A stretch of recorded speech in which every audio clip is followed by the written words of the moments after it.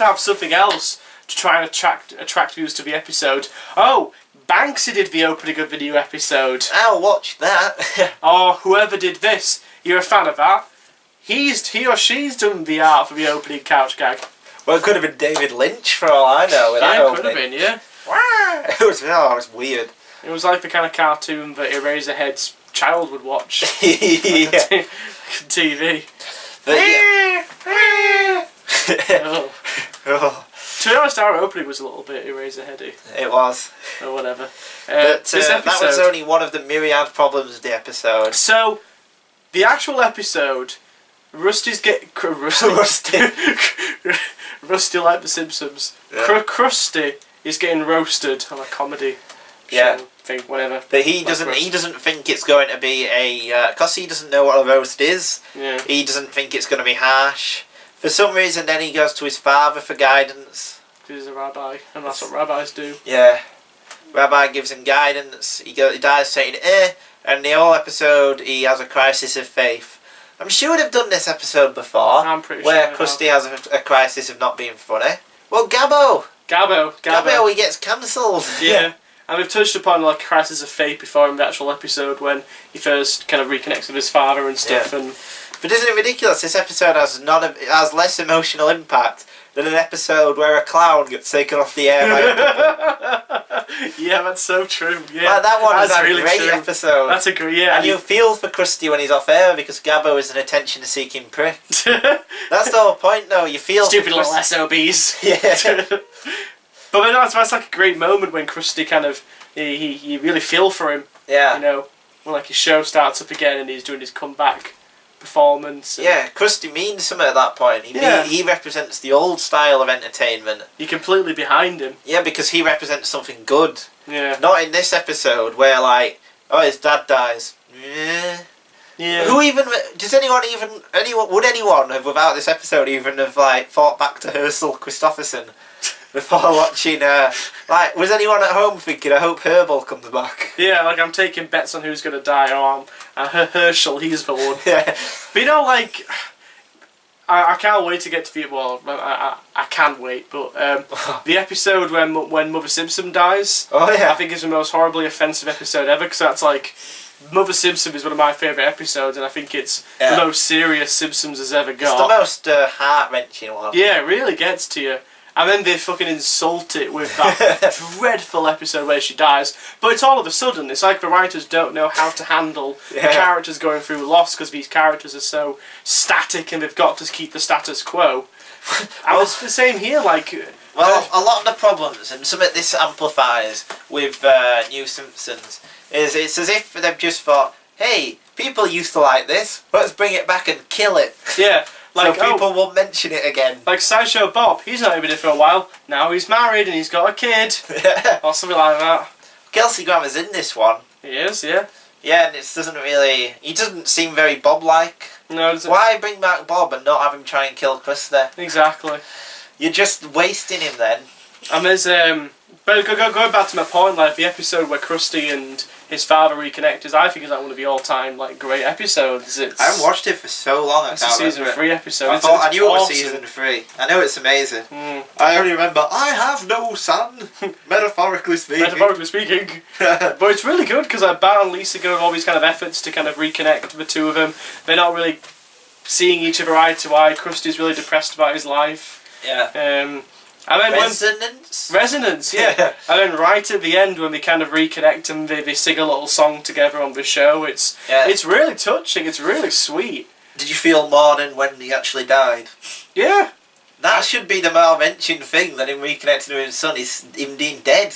They have a whole episode, because like, I don't get, it's the characters backtracking because we've already had the episode where his father gets over the fact that he's a clown. Yeah. We've already had that. That was the episode when we first met. That whole episode was about the two of them trying to understand each other. Yeah. And then right at the end of the episode, Herschel gets it. He's like, oh, you're an entertainer. I get it now. And we're going to be father and son. So why backtrack in this episode when we already know that Herschel approves of Krusty being an entertainer? Like, we've done it before, right? As we've done it.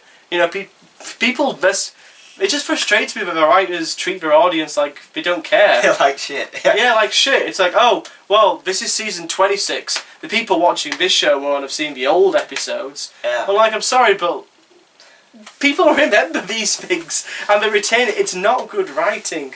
And when you get to the point where you're rehashing stories and character beats, you should probably quit. Yeah, probably should. But, you know, I'm saying what's been said a million times on the internet, so... Yeah, well, I think a lot of what they're doing now with the Family Guy thing more than this, but this as well because of the someone's gonna die. They had their worst ratings on one episode last year. They are in danger of being cancelled. Very low at the moment. I mean, they even had to do that marathon. Well, they've built up a bit more goodwill. The marathon was a massive success. Yeah, so in fact, that channel apparently that's all it's doing now. Yeah, I heard that's all that. it's doing is just I think from like midday until like 11 o'clock at night, they're just showing Simpsons. Yeah. Like, it is a bit desperate. Could you imagine watching the Simpsons marathon? No. No. Well, the thing is, even the good ones, no matter what it is, if you watch it back to back, it's just going to melt into one. Yeah, a big yellow pot of stew. Yeah. Well, the thing is, they're individual episodes. They shouldn't be taken all at once. No, it's not like fucking Game of Thrones. Well, exactly. It's not like a big novelistic thing. It's not the kind of thing you can probably binge on. No, because they just all melt into one. But you know, people are into binge watching these days. So. Yeah. Well, the thing is that the classic ones are from a different time. Different era, yeah. Yeah, like Mother Simpson was never meant to be watched back to back with what came after. No, it would probably be quite tonally inconsistent. Yeah, yeah. You just better watch them each week, on a weekly basis. Or at least have a little time to reflect and. Yeah. Yeah.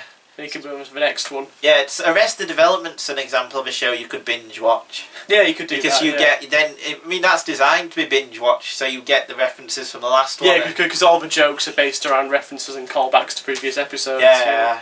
So you still like in that first episode, and especially in the first half, kind of like, I think that's kind of funny. And then in the second half, you kind of like, oh yeah, we're calling back to that what happened in the first half. Now I get it. It's almost like if they've picked up like mid-season. It's really weird, but that's a better show. Just watch Arrested Development instead. Actually, half of that's awful now as well. 3 and 4, season 3 and 4 are bad.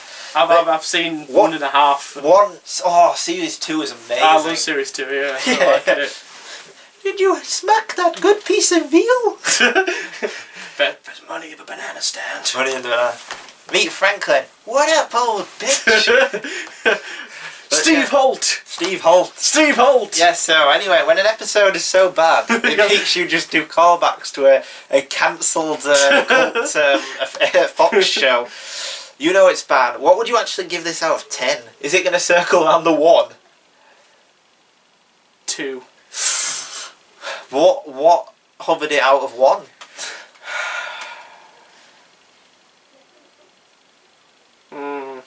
Oh, what do you think?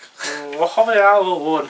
I personally think it probably is a 1. I think the opening of the couch gag was weird and disturbing enough to kind of warrant a 2. A 2. Or an interest 2. An interest 2. Plus, a 1 is an F, which means people might go, oh, maybe that's so bad it's good, which this isn't. Yeah, it's not. It's not. No. 2 is a gentleman's 1. Yeah, 2 is a gentleman's 1. Yeah. I'll give it a 2 out of 10. Yeah, 2 out of 10. It was awful, but not awful enough. We haven't even talked about the awful B plot where Lisa thinks Homer's going to die for all of 2 minutes. Yeah, but we've done that before as well. Numerous times. Lisa and Homer have one of the most resonant relationships in the show at the beginning. Yeah, definitely. Lisa buys a pony. All-time classic. Yep. Now look at them. Shit. Now you just don't care. Exactly. So, 2 out of 10. Nobody watch it. And let's get back to our interesting discussion on lists. Yes, lists. Love them. Yeah, exactly. Absolutely love them. What's your favourite type of list?